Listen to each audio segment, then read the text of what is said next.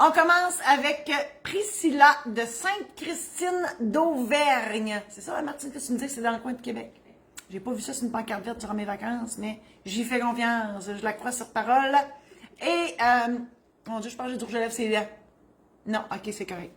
Mon Dieu. Moi, là, hein? C'est comme un miroir, cette affaire-là. Priscilla. Ma sœur dit que mon père est inapte, mais aucune décision de la Cour ne le confirme.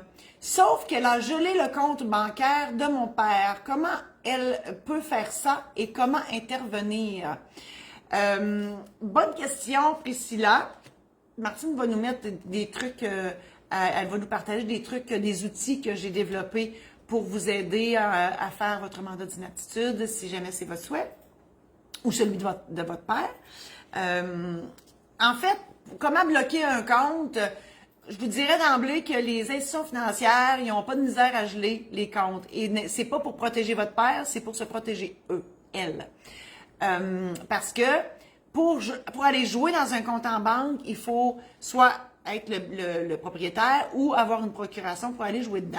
Et là, le mot inapte a dû faire très peur. Merci Martine, je viens de le voir apparaître. A dû faire très peur à l'institution financière. Fait que les autres se sont dit, oh mon Dieu, y a-tu quelqu'un qui fouille dans le compte sans procuration, bla bla bla bla bla. La panique au village. Donc, ils ont gelé le compte. Pour pas avoir de poursuite au cas où il y aurait quelqu'un qui aurait été joué dans le compte sans droit. C'est ça le monde des institutions financières. On salue tous ceux qui travaillent dans les institutions financières. C'est pas le personnel qui travaille là. C'est le même. C'est des banques qui veulent se protéger. Donc, ils font des fois des actes drastiques. Je pourrais vous en compter jusqu'à minuit, là.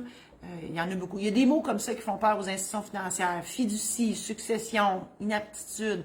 Tous des mots là que un chevreuil devant des lumières de char, c'est ça qui se passe. Comment intervenir? Ben, c'est sûr que là, votre père est inapte. Premièrement, il faut voir s'il a fait un mandat d'inaptitude. Donc, Priscilla, moi, vous ou votre sœur, donc, mais faites pas la procédure en double, là, ça servirait à rien, ça servirait juste à dépenser des sous et encourager deux notaires au lieu d'un. Concertez-vous et allez voir le notaire pour faire la recherche de mandat à la Chambre des notaires du Québec et au Barreau du Québec. Mais pour ce faire, vous devrez avoir obtenu au préalable l'évaluation médicale et l'évaluation psychosociale, donc d'une travailleuse ou d'un travailleur social. Ces deux évaluations-là qui détermineront que votre père est réellement inapte feront en sorte que le notaire pourra obtenir le dernier mandat d'inaptitude que votre père a fait s'il en a fait un. Et sinon, ben, si votre père n'a pas de mandat d'inaptitude, on va lui nommer un curateur. C'est une procédure judiciaire qui est là par défaut quand on n'a pas de mandat d'inaptitude. Et à ce moment-là, on va nommer un curateur. On va former un conseil de tutelle formé de 3 personnes qui vont surveiller ce que le curateur fait. Le curateur public est une institution et non pas une personne. Et par là-dessus, et à chaque année, le conseil de tutelle, en fait, le curateur fait un rapport de son administration, soumet ça au conseil de tutelle et ensuite envoie ça au curateur public. C'est une procédure qui est longue, qui est plate et qui coûte cher, mais qui existe tout de même en cas d'absence de mandat d'inaptitude. Je vous souhaite sincèrement que votre père en a un. C'est toujours mieux d'avoir les documents dans lesquels on a décidé, nous avons décidé qui allait s'occuper de nous et de nos biens si l'inaptitude survient.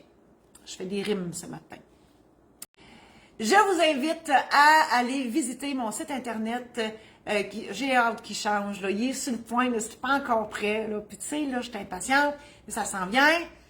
Marie-Josée-Saint-Laurent.com pour tous les programmes en ligne, que ce soit pour faire votre testament, faire votre mandat d'inaptitude. Je dis faire, mais c'est pour vous préparer dans le but de faire votre testament, mandat d'inaptitude et l'aide médicale à mourir.